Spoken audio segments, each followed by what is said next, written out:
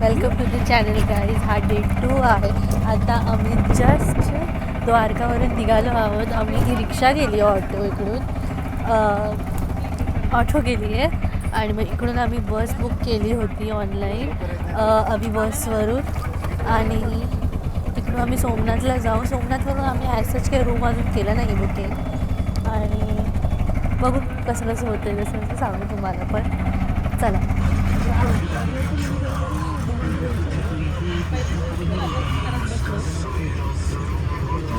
Just बस घेतली 9:40ची बस होती.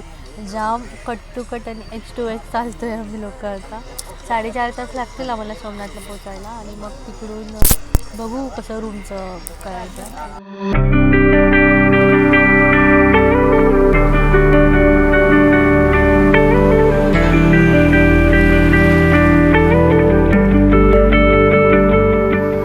आता इथे एक हॉलिडे घेतला आहे जेवणा बिवण्यासाठी, तर आम्ही इकडे आता जेवायला थांबलो आहे. जाम गरम होतं आहे गुजरातमध्ये आता आणि जाम असं फ्रस्ट्रेशनच झालं असं वाटतं आहे मला. गरम बिरम काय काय हा वागेत आहे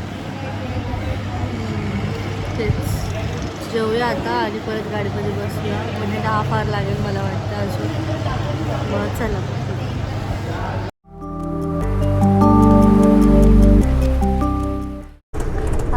जस्ट जेवण झालं आहे. आम्ही गाडीमध्ये आलो आहोत. आता खूप खूप एवढं खाल्लं का विचारू नका. द्वारकामध्ये सगळं गोड गोड खाऊन असं वाटलं की एका पॉईंटला भाई बस हो गया भाई. जिलेबी पापड़ा देख खाना भाई आपको वडापाव समोसेवाले बनते हम लोग. स्पायसी झणझणीत खायचं. मग आम्ही लोकांनी पराठा घेतला, पावभाजी खाल्ली, थाली घेतली होती, मॅगी खाल्ली. खूप काय काय एवढं खाल्लं आहे ना की गळेपर्यंत आलं. आणि गाडी पण एवढी हलते ना की एकदम ढिझीण्यासारखं व्हायला लागलं ना, उलटीसारखं जाम. आता आम्हाला आय थिंक पोचायला सोमनाथचा 11 मिनिट्स आहे. तर खूपच असं वाटतं की खूप जास्तच टाईम होतो आहे. बाय तुम्ही बस येत असेल तर बी रेडी की तुम्हाला एवढं ट्रॅव्हल करायचंच आहे. आणि ते वरून ट्रॅव्हल करायचं गोष्टच नाही आहे. बट एवढी गरमी आहे ना इकडे, खूप गरमी आहे. म्हणजे इकडे अक्षरशः पाणी टाकायचं ते 2 मिनटं सुकून जाईल एवढं गरमी इकडे गुजरातमध्ये. चला आपण आता पोचूया सोमनाथला आणि मग तिकडून बघूया पुढचं काय कसं राहायचं कुठं राहायचं. मग त्यानंतर आम्हाला आय थिंक सो वाटतं आहे की बॅग ठेवून फ्रेश होऊन लगेच आम्ही निघू दर्शनासाठी शंकराचं. चला मग आता आम्ही जस्ट सोमनाथला पोचलो आहोत. बस स्टॉपच्या तिकडून ऑटो शेअरिंग रिक्षा भेटत होती. तर तिकडून 10 रुपये सीट्स आहेत. तर आता आम्ही इकडून ट्रस्टला जात आहोत.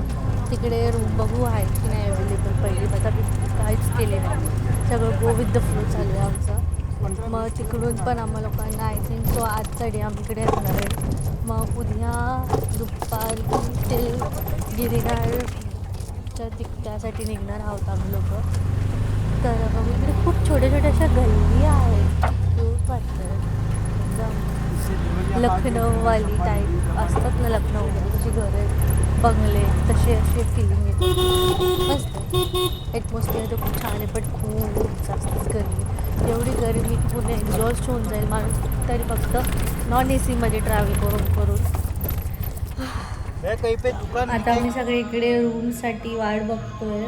पप्पा गेले तर रूमच्या इकडे पेमेंट करतात तिथे. आणि मग आता रूममध्ये जाऊ आंघोळ करून लगेच निघायचं आपल्याला. कारण की खूप सारे फिरायसाठी वी हॅव लेस टाईम आणि खूप सारी फिरायची जागा आहे.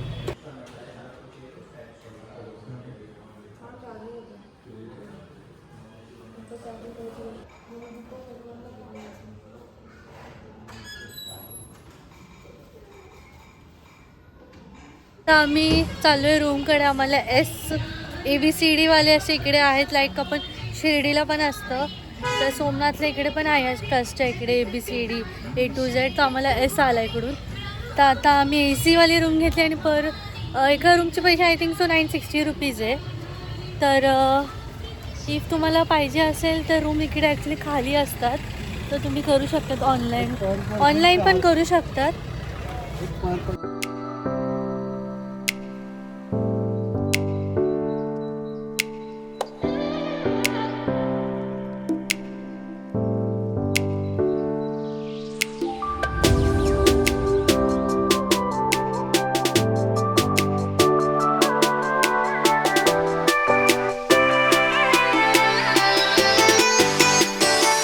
पटपट बॅग ठेवूया आणि जाऊया. तुम्हाला बीबी हा एकदम झटपट मला माझा ब्लॉग वाटत असेल, काय की आमच्यासोबत पण तेच होते, तर मी काय वेगळं दाखवू. खूप किओस आहे आता. पण काल पण असंच होतं की बॅग ठेवून लगेच फ्रेश अप होऊन लगेच दर्शनासाठी निघायचं. आज पण सेमच आहे आमची गाथा. आम्ही लोकांनी AC रूम केली आहे. चला ये. हा AC पॉवरफुल आहे.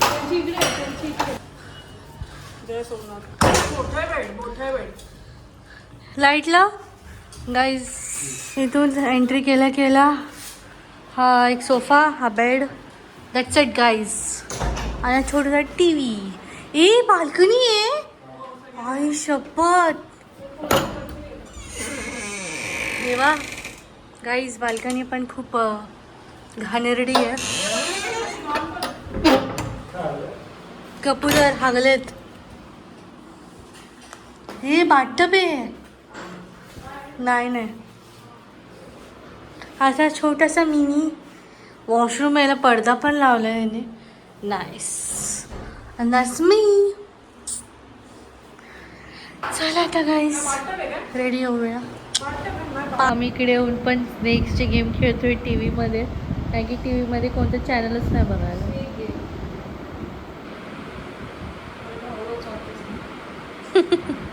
आता आम्ही दोघं रेडी झालो आहोत. बाकीचे सगळे रेडी होत होते. आम्ही दोघांनी ऑफिसर ट्विनिंग केलंय. ट्विनिंग. तुम्हाला आमचं OOTD दाखवते. आमचं असं ट्विनिंगवाला OOTD. What is it twinning in the house? सनेडो. चांगलं. कसं वाटतं मम्मी? सगळ्यांनी ट्विनिंग केली आहे. सगळ्यांनी सेम म्हणजे ड्रेस घातलाय, काय वेगळंच वाटतं. असं वाटतं की आता गरबा खेळू आम्ही. गरबा खेळतो.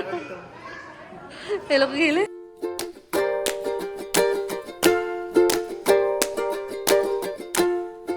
मस्त टॉप आहे. पण हिने घातला मोठी. आवडला. मस्तच आहे. काय बोलतेस? छान आहे. आम्ही सगळ्यांनी असं ट्विनिंग केलंय ना. सगळ्यांना जंतरमध्ये गरबा ग्रुपवाले टीम मेंबर्स वाटत असते सगळ्यांना. कितना होगा जाने का डेट सुनाने का डेट? सगळे 3 ठिकाणी जातोय.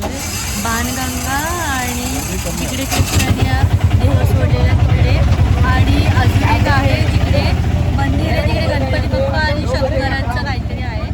आणि लास्टला आपण सोमनाथ मंदिरात जाणार आहोत. तिकडे असं बोलतात की लेझर शो होतो, ते आफ्टर 8 o'clock काहीतरी आहे. मग चला का.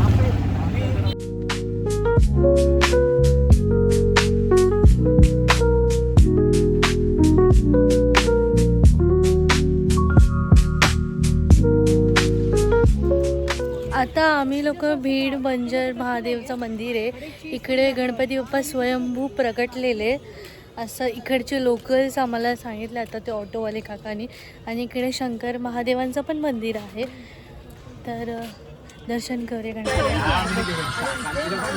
हे बाणगंगाला आलो आहोत. इकडून श्रीकृष्णाला बाण मारलं होतं आणि एक मंदिर आहे तिकडे जाऊन त्यांना लागलं होतं. तर ह्या तीर्थाचं नाव आहे बाणगंगा. आता खूप सुंदर आहे नदी, दाखवते तुम्हाला.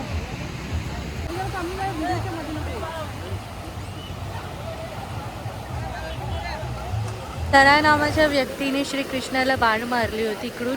म्हणजे त्याने बाण असं धारण करून सोडून टाकलेलं. आणि एक दुसऱ्या साईडला मंदिर आहे तिकडे श्रीकृष्णाला लागलं होतं पायावर.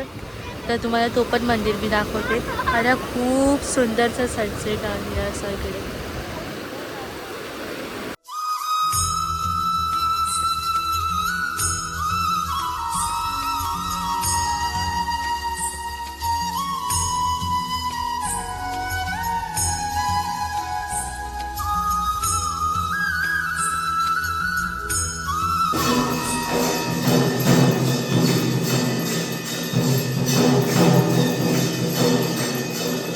इथे श्रीकृष्णाचं बाण लागली होती त्यांना.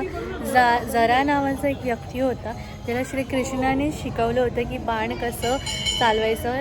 म्हणजे ती स्टोरी होती अशी की त्यांना बाण चालवायला नव्हतं येत आणि हे श्रीकृष्णांना माहिती होतं, म्हणून ते हेल्प करायला त्यांना आलेले की आणि की लोक त्यांची निंदा करू नये. बट हे पण एक गोष्ट आहे की श्रीकृष्णाला हे पण माहिती होते की त्यांच्याच हाताने त्यांचा मृत्यू होणार होतं. कारण की त्यांना एक आपण बोलू शकतो की वरदान होतं की त्यांच्याच हाताने श्रीकृष्णाचा देह त्यागून जातील. आणि ह्याच्या पुढेची स्टोरी आहे जी म्हणजे जी श्रीकृष्णांना आपण आपल्या परंपरा हिंदू कल्चरमध्ये असं असतो की आपण त्या देहाला आपण हे करतो की त्यांना चिता जाळायचं आपण हे बघतो. बट ते त्यांची अख्खी आपण बोलू शकतो की देह त्यांचा बॉडी पण आहे पण त्यांचं सगुण स्वरूप त्यांचा ते जळलं. बट त्यांचा जे हृदय हार्ट होता ते नाही जळू शकलं. म्हणून पुढची स्टोरी अशी आहे की ते हार्ट मग एका स्वप्नात आय थिंक होतं आलेल्या भक्तांच्या की ते हार्ट पाण्यात असं हे विसर्जन हे करायचं. आणि त्याच्या पुढची स्टोरी आहे की ती ऑटोमॅटिक ती लाकडात त्यांचा हार्ट असं ते रूप झालं. आणि त्याच्या पुढेची स्टोरी तुम्हाला सगळ्यांनाच माहिती आहे. ते दुसरं धाम आहे तो आहे जगन्नाथपुरी. ते श्रीकृष्णांचाच हृदय आहे त्यांच्यामध्येच आहे ते. आणि ते पण एक दुसरा धाम म्हणतात आपल्या हिंदू कल्चरमध्ये. तर असं मला खरंच खूप हे झालं श्रीकृष्णांच्या पायामध्ये बघून की भाई म्हणजे असं नाही व्हायला पाहिजे होतं. बट बघा ना म्हणजे देवांना पण रूपं घ्यावी लागले माणसांची. कारण की माणसांना दाखवायला की भाई मतलब की देवांना पण कर्म हे फेडावं लागतं तर आपण कायच आहे. म्हणजे रामाला पण बघा ना की त्यांना लोकांसाठी सिद्ध करायचं की पुरुषोत्तम काय असतो. तसं श्रीकृष्णांना पण ॲज अ म्हणजे मुलगा आपण बोलू शकतो प्रेमिका he was perfect and he is steel perfect. त्यांच्या रूपाने कधी कोण बोलतात ना की देव आपल्याला भेटतो म्हणजे आपल्याला मदत पाहिजे असते तेव्हा. तर तसंच आहे. आता आपण इकडून सोमनाथला जाऊया. तिकडे एक लाईव्ह शो असतो कसला तरी माझी बहीण बोलत होती. चला मग.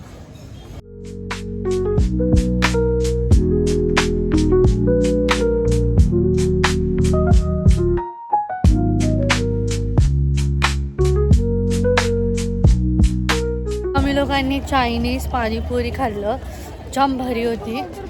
It was worth. आणि आता आपण सोमनाथच्या आतमध्ये दर्शन करायला जाऊया. बघू आम्ही लोकांनी लाईट शो तर मिस केली आहे.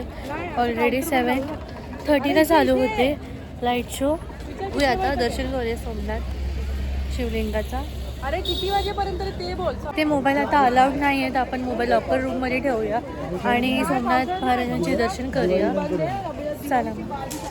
आणि म्हणजे एक असं पण आहे की इकडे लाईव्ह शो आम्हाला वाटलं की असेल बट इथं नाही. आफ्टर दिवाळीच लाईव्ह शो आहे. तर दर्शन छान झालं शंकरांचं, सोमनाथ शंकरांचं. आणि एवढं मस्त आहे ना की खरोखरच.